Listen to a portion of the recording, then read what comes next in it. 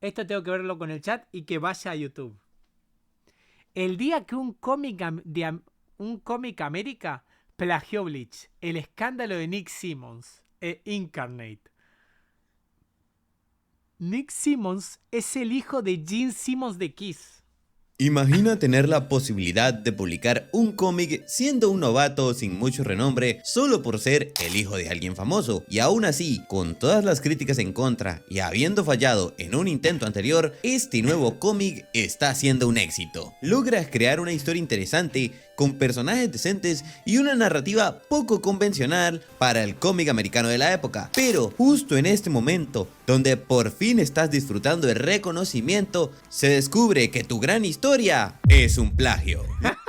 Los diseños de personajes, la historia, las viñetas e incluso los diálogos, todo ya se había visto antes en otra obra, y lo que pudo ser la puerta de entrada Como nepotismo un loque. al mundo artístico terminó volviéndose el incidente que marcaría y terminaría con tu corta carrera como escritor y dibujante de cómics. Esta, mis estimados muchachoides, es la historia que le ocurrió a Nick Simmons y cómo, gracias a la influencia de su padre y su propio esfuerzo, logró sacar un cómic que fue una estrella fugaz, cuya luz se apagó sola debido a las controversias de un evidente plagio hacia un manga japonés. Es por eso que en el video de hoy, prepárense que les voy a contar el día de cómo un cómic americano plagió Bleach.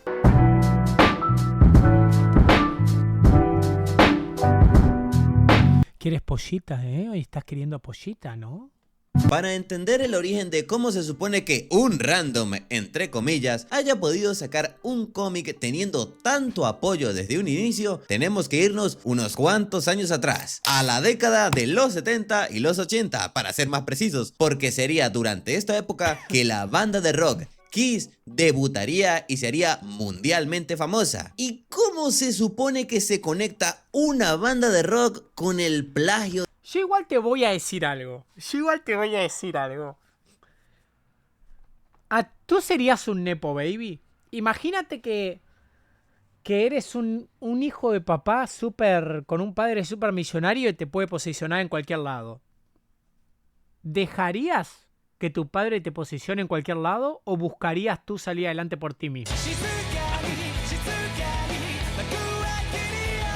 Muchísimas gracias, Tanu. Pure. Pure. Pure. Gracias, Tanu. En serio, gracias. Para mí me tomo una pastilla para la cabeza. Creo que esto para la cabeza me está doliendo la cabeza.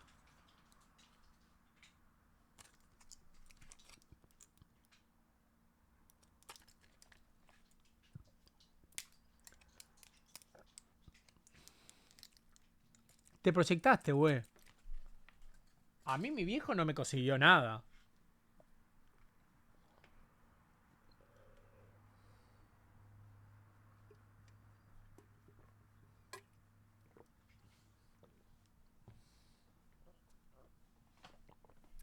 Yo trabajaba para mi viejo, que es distinto. Yo trabajaba para él.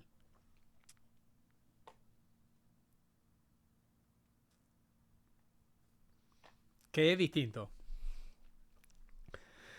Yo todas las cosas que me he comprado en esta vida han sido trabajando para mi padre. Cuidado.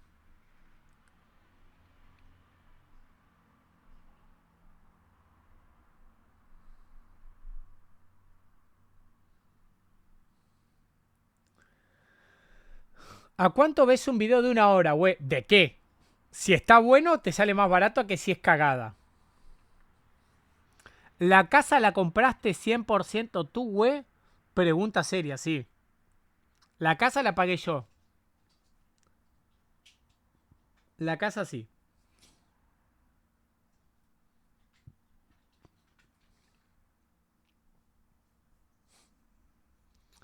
La camioneta no. La camioneta me faltaban $2.000 y no quería pedir un préstamo y le pedí 1.000 a mi madre y 1.000 a mi padre.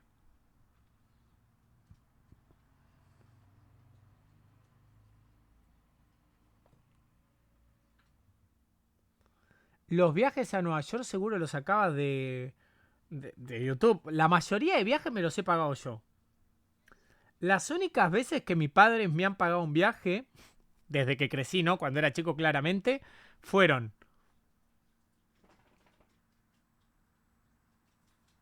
2 a España y 1 a Nueva York.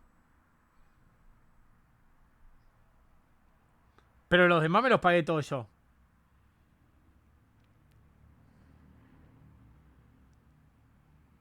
Después lo pagué todo yo, hermano.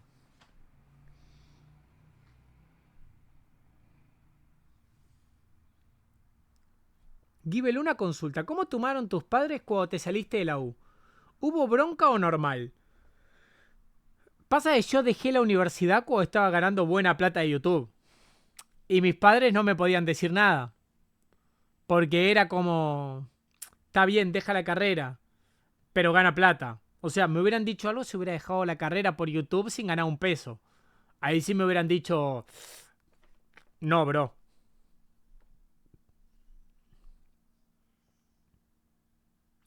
¿Cuánto es buena plata? Más de lo que ganaría un abogado en Uruguay. Yo solamente pude dejar la universidad cuando ya ganaba más de lo que ganaba un abogado en Uruguay. Ahí fue el único momento en que mis padres me dejaron dejar la carrera.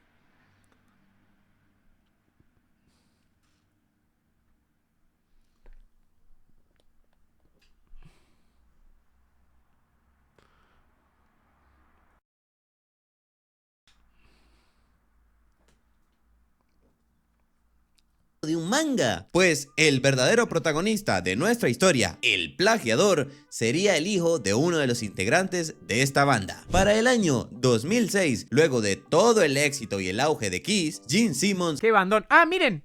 Tengo para mostrarle algunos discos que tengo, que hoy encontré, donde yo guardaba los discos. Y tengo 4 de Kiss, tengo de Michael Jackson, de Ataque 77, de John Lennon, de Billy Joel...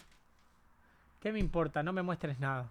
No, con el junto a la televisora A&E crean un reality show para él y su familia. Aquí es donde conoceríamos a Nick Simmons, el hijo de Gene y el verdadero protagonista de esta historia. Él, al contrario que su padre, en el programa no se presentó como alguien que quisiera seguir el camino de la música, sino más tirando al mundo de la creación de historias, siendo un fan de los cómics y el manga. Buena suerte para él que su padre se habría aventurado en esta industria creando su propia imprenta de cómics llamada Gene Simmons Comic Group con ayuda de la publicadora IDW. Es aquí donde Nick tendría su primera oportunidad y debutaría como artista de cómics con Skullduggery, que sería cancelado después de su primer volumen. Y si bien esto... Amigo, que cancelen tu obra en la editorial de tu padre es duro, ¿eh? Es duro, es duro. Lo malo que tenés que ser para que cancelen tu obra en la editorial de tu padre, ¿no? Es durísimo, amigo. Lo malo que tenés que ser, amigo. Fue un fracaso, no desanimó a Nick de seguir intentándolo porque, según sus propias palabras, él sabía que su arte no llegaba a los niveles de un profesional, pero quería seguir intentándolo, incluso si tenía que hacer su cómic una serie web. Pero, como la vida le sonríe varias veces a los multimillonarios, a Nick se le presentaría otra oportunidad más. Barry Levin, el cofundador de Radical Comics, un día, haciendo negocios con Gene, vio los dibujos de Nick y esto lo convenció de darle una oportunidad para publicar su historia. Es por eso que yo dije que si bien la oportunidad de un cómic le llegó a Nick por ser el hijo de, fue su propio trabajo el que convenció a Barry para que pudiera publicar un cómic. Por lo tanto, para agosto de 2009, Radical Comics publicaría el primer volumen de Incarnate. Es que el dibujo está durísimo. Este nos contaría la historia de unos seres inmortales llamados Revenants que han estado cazando y luchando contra los humanos por décadas y décadas, pero debido a sus habilidades siempre han sido superiores porque básicamente no pueden morir, al menos no por los métodos convencionales. Pero de pronto una extraña organización secreta ha logrado desarrollar un arma capaz de matarlos. Es aquí donde la última y definitiva guerra empieza. Aquí seguimos a nuestro protagonista, Mod, un Revenant que si bien luce joven, tiene centenas de años. Se parece mucho a Alucard, ¿no? y ha perdido cualquier clase de valor por la vida que él...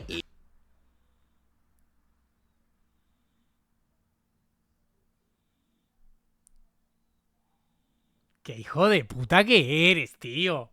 Literalmente lo que quiere es morirse. Pero entonces varios Revenants se reúnen.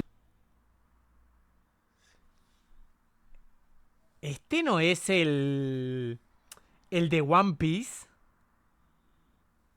Crocodile, claro, no me salía el nombre. Amigo, no puede ser. Y le dicen a Mod sobre esta arma secreta que tienen los humanos, y a él no podría importarle menos, pues solo quiere tener una gran pelea y morir en batalla. Luego de una campaña de marketing donde la historia se presentaba como una innovadora fusión entre el manga japonés y el cómic americano, con una propuesta que sorprendería a los lectores, donde incluso se le dio un espacio en la San Diego Comic Con de En la Comic Con le dieron... No puedo creer, tío. 2009 como parte promocional de la nueva temporada del reality de Jin y su familia, además de que el propio Nick fue a programas de televisión para promocionar su cómic, hablando de cómo a él le apasionaba este mundo y no tenía vergüenza de haber usado el apellido de su padre para promocionarlo, porque esta era su pasión. Fue una campaña de marketing bastante grande para un escritor novato, pero bueno, el que puede puede y el que no critica, como dicen por ahí, el que tiene plata marranea, dándole para colmo unas reviews positivas en algunos medios. Todo iba bien, lo que debió ser la obra que le daría la oportunidad a Nick Simmons de salir de la sombra de su padre y crearse un nombre propio con una historia única que combinaba su pasión por la cultura japonesa y americana, terminó siendo uno de los mayores escándalos de plagio del 2010 que terminaría con su corta carrera. No puede, pero a ver...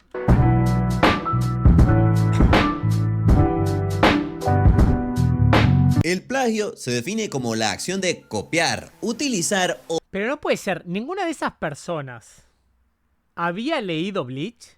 parafrasear ideas, palabras, imágenes o trabajos de otra persona y presentarlos como propios sin dar crédito correspondiente al autor original. Y en este mundo del anime y el manga existe una línea bastante delgada entre lo que puede ser un plagio o puede ser simplemente una referencia. Puede haber personajes que se parezcan o incluso paneles que tengan cierta similitud y no por eso se tenga que considerar una copia sí o sí, en especial porque no es algo que se repita tan seguido, ya que es normal.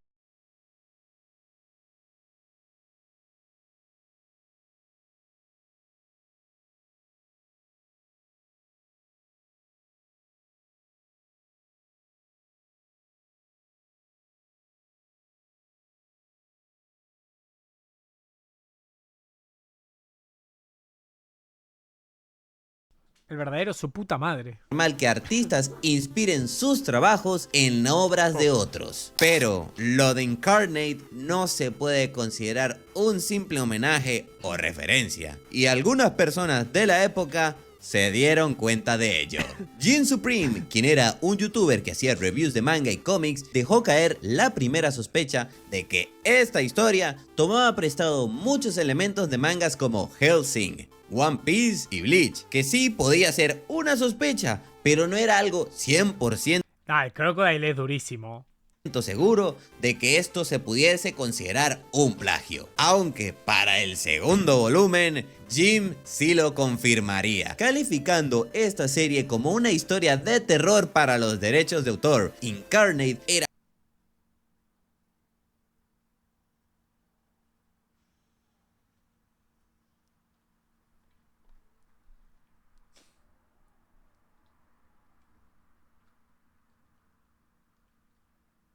El putísimo Saraki Kenpachi. básicamente cuántos elementos de otras obras Nick podía copiar sin que la gente se diera cuenta. Y aún así, las quejas de Jim quedaron en el olvido porque su canal no tenía mucho alcance. Y mientras Nick estaba por ahí firmando autógrafos, la popularidad de Incarnate subía y subía hasta que llega a un sitio donde se tomaron la tarea de demostrar que esta historia en ningún momento fue original. El 24 de enero de 2010, en el foro Bleachness, se hizo una recopilación de todas las similitudes que tenía el cómic de Incarnate con el manga de Bleach. Lo que en un principio podía ser llamado casualidad o referencia, aquí quedó demostrado que no era más que un plagio, siendo los más descarados los diseños de Alucard de Ese es duro. Hellsing, Saraki Kenpachi Ese es durísimo, amigo. y Nowari Hime. No, no puede ser esto. No puede ser esto, amigo. Pues no puedes hacer eso. No puedes hacer eso, amigo. Shinji Hirako No le estás viendo el puto Hiraki. de Bleach y Crocodile No, el de Crocodile es durísimo. El de Crocodile te das cuenta al toque, amigo. de One Piece. Pero es que esto no se limitó solo a copiar los diseños de algunos personajes, sino que directamente a calcar algunos paneles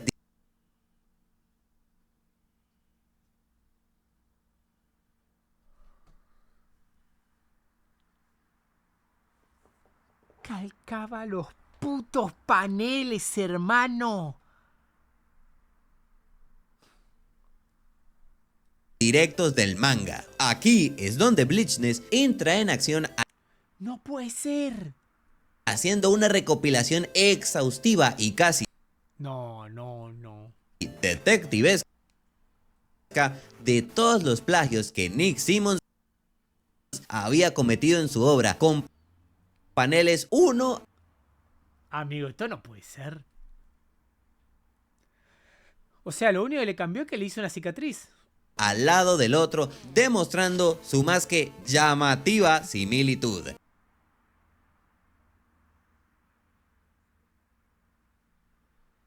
Entre los diseños, los ángulos y expresiones e incluso hasta los diálogos,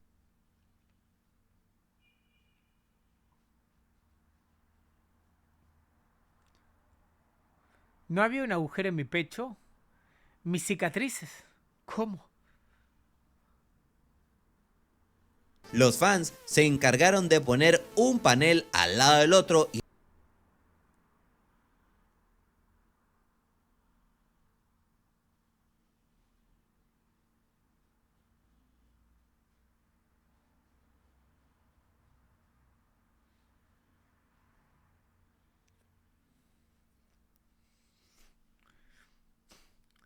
luego le bajaron la opacidad y los contrapusieron uno encima del otro, demostrando que son literalmente un calco del manga de Kubo. Esto ya no se podía llamar inspiración o referencia, esto era directamente un robo al trabajo de otro autor.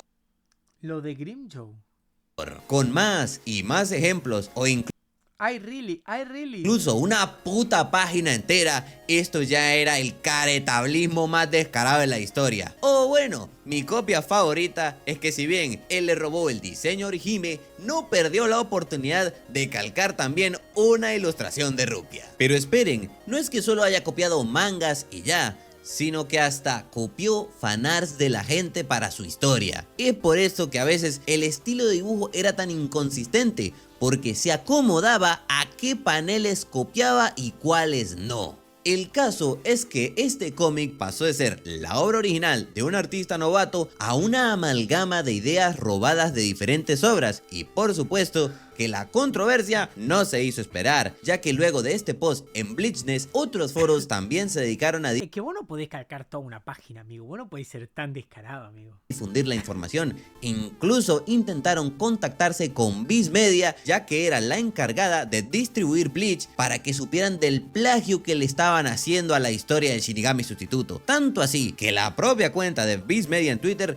respondió que ya tenían a su equipo trabajando en esto y que por favor le siguieran enviando pruebas. Finalmente, la burbuja explotó y medios estadounidenses empezaron a informar del plagio que Nick Simmons Sapearon. estaba realizando en su obra. Evelyn Duboc, la directora de las relaciones públicas de Viz Media para esa época, dijo que le agradecía a todos los fans por informarles sobre este asunto y que se pondría a investigar el problema. Por su parte, Radical Comics, al ver la que se estaba armando, no tuvo más remedio que dar la cara, emitiendo un comunicado en el que decían que se pondrían en contacto con todos los publicadores involucrados en este problema y detendrían la impresión del También de Nana. cómic hasta que todo quedara resuelto. El último en salir fue Simmons, que luego de que toda la controversia explotara, emitió un comunicado de disculpa que decía lo siguiente: Al igual que la mayoría de los artistas, me inspiro en el trabajo que admiro.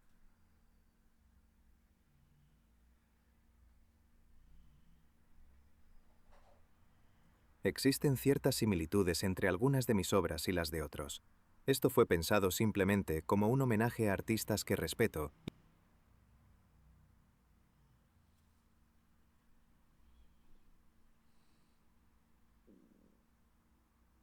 Y definitivamente quiero disculparme con cualquier fan del manga o colega artista que sienta que fui demasiado lejos. Mis inspiraciones reflejan el hecho de que cierta imaginería fundamental es común a todo el manga.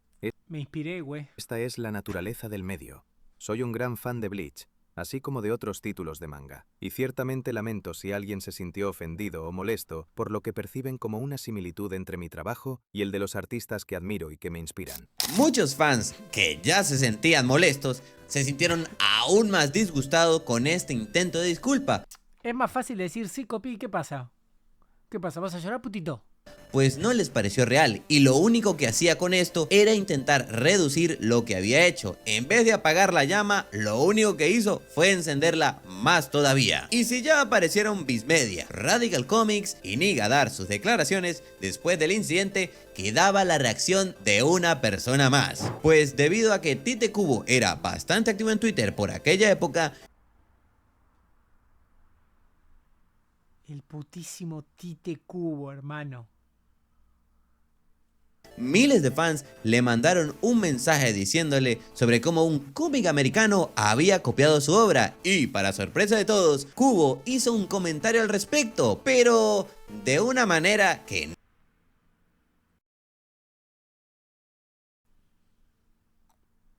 Te voy a dejar con la inspiración y con la leche en la puntita, que voy a mear y a traerme agua y me quedé sin agua. Ya vengo. Dejo la canción que canjearon.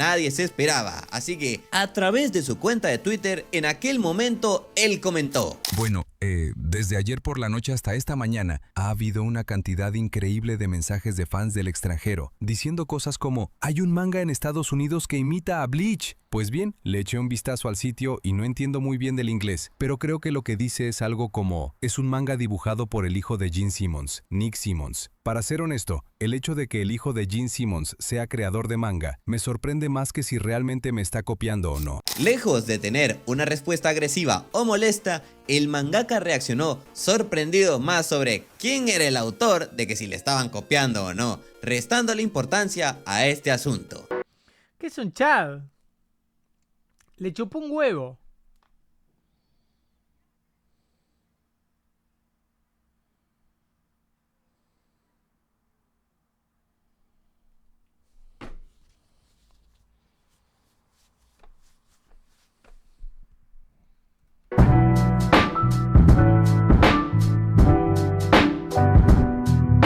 En resumen, lo que comenzó como la gran oportunidad para que Nick Simmons se hiciera un nombre propio dentro de la industria del cómic terminó convirtiéndose en un ejemplo casi perfecto de lo que no se debe hacer como creador. Porque sí, todos los artistas se inspiran en otros. El manga, el cómic y cualquier forma de arte vive de referencias, homenajes y reinterpretaciones. Pero hay una línea muy clara entre inspirarse y copiar descaradamente.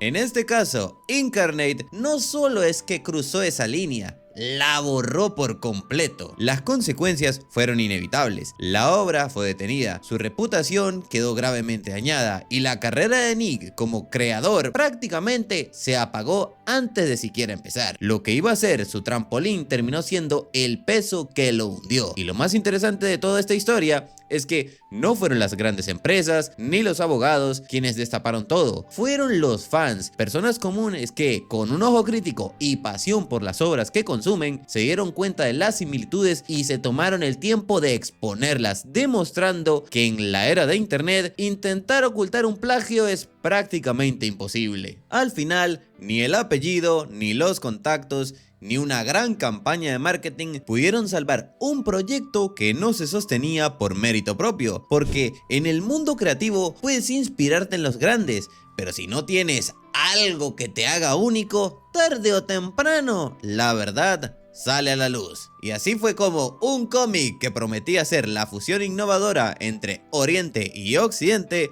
terminó siendo recordado únicamente por una cosa: copiarle a Bleach.